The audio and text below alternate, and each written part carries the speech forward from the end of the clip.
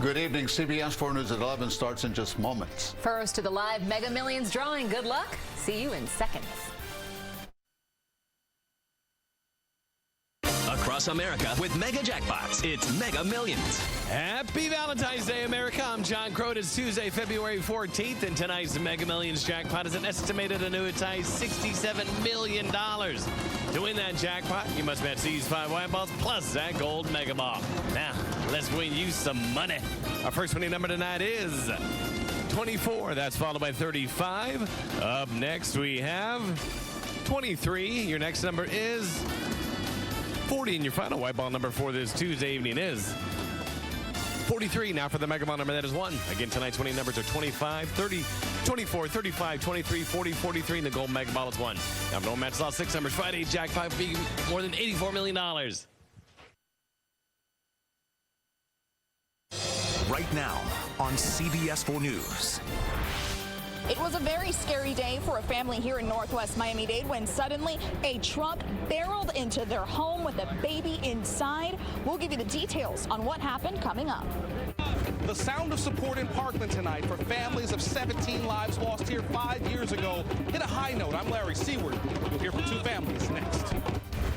We are going from cool temperatures in the 50s to record heat by the end of the week, and then another front coming for the weekend. We're back and forth, and I'll time it out for you next. This is CBS 4 News Tonight.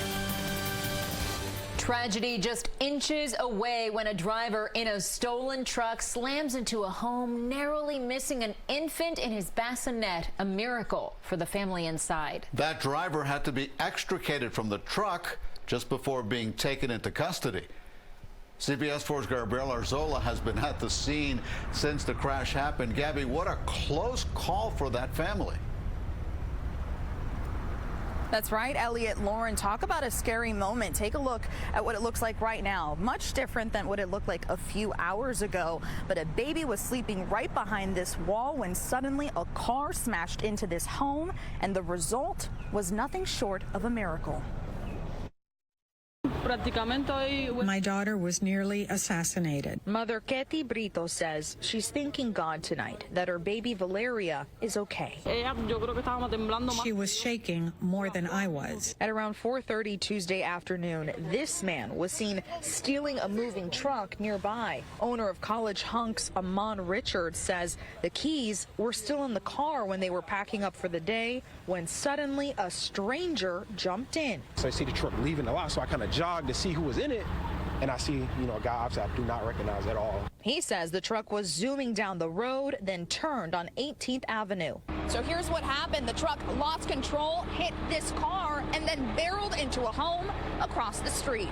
You can see in the video just how close little Valeria's crib was from the truck. And outside, the driver, quiet and still in the truck. Blood smeared on his face and his leg, pinched in the driver's seat. Miami police later removed him from the truck, and now this family says they're thankful that everyone is okay, cleaning up the mess of a heist that was just inches from becoming a tragedy. She is my happiness. Without her, I have nothing. Just very emotional, and certainly a big feeling of gratitude for that family tonight. So the driver, however, is still in the hospital, but he's still facing a slew of charges, including grand theft and driving without a license. Guys.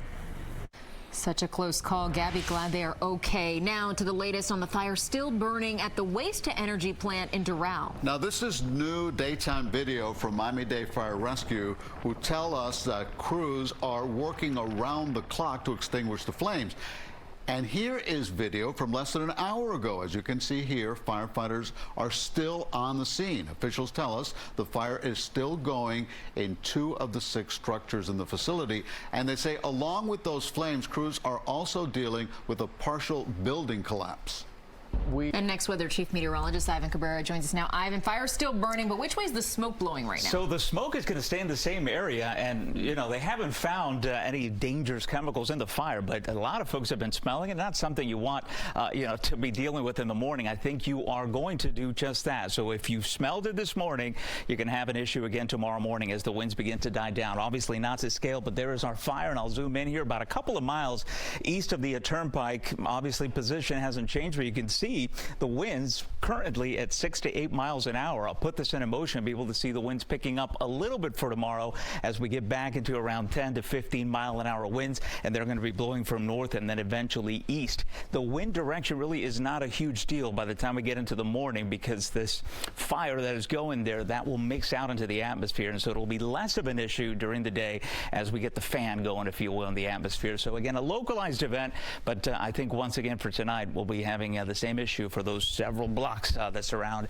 the fire still ongoing. Temperatures for tonight still in the upper 60s. You see the numbers there as far as the winds. They'll continue to be light. We're at 70 degrees right now. What a difference 24 hours make. We are much warmer than this time yesterday, and we're going for temperatures tonight that are going to be running a good 10-15 degrees warmer. Forecast for tomorrow about 80 degrees, and then it's up and down with the temperatures. I'm talking about record highs approaching Friday, and then another weekend cold front that, yes, will bring us some showers and cooler temperatures. I'll time that all out for you when I see you in just a few minutes.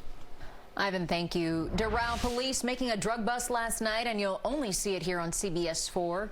Still ahead on CBS 4 News at 11, a student lives through tragedy twice. I am 21 years old, and this is the second mass shooting that I have now lived through. Tonight, the two-time mass shooting survivor's personal and painful message. Next. New arrests in the assassination of Haiti's former president. How the U.S. attorney says 4 Florida men were connected to the evil plot. Plus, some lawmakers have called TikTok digital fentanyl. Tonight, what's being proposed in Florida to protect kids from the dangers of social media.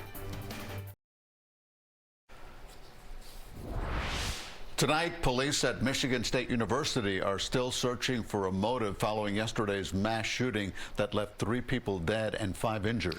It seems we're in a new period of American history, the era of mass school shootings. Our kids now know exactly what to do if a gunman enters their school, but do they know how to cope? CBS 4's Naja Sherman talked to an expert about that as one survivor's story goes viral.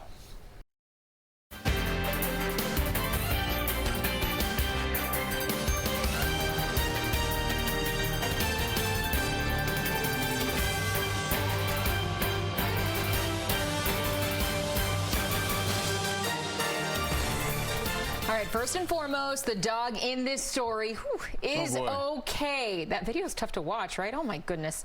A puppy caught on camera jumping out of a car window and right onto one of California's busiest highways. That's Sophie, and she miraculously survived with only minor injuries. Her owner says she is now doing great and hopes the video acts as a reminder to keep your pets safely secured when you're out on the road. Roll up the windows or get one of those special doggy seats. Yeah, or crack it open a little bit, but they can't fit through. But I've seen people, driving and their dog's on their lap in the front seat. Gets me all nervous, and this is why. Wow. That's one lucky dog. Yes. And that's it for CBS 4 News tonight, but the news does not stop here. We're streaming 24 hours a day on the CBS News app, and we'll be back with CBS 4 this morning at 4:30 a.m. Have a good night.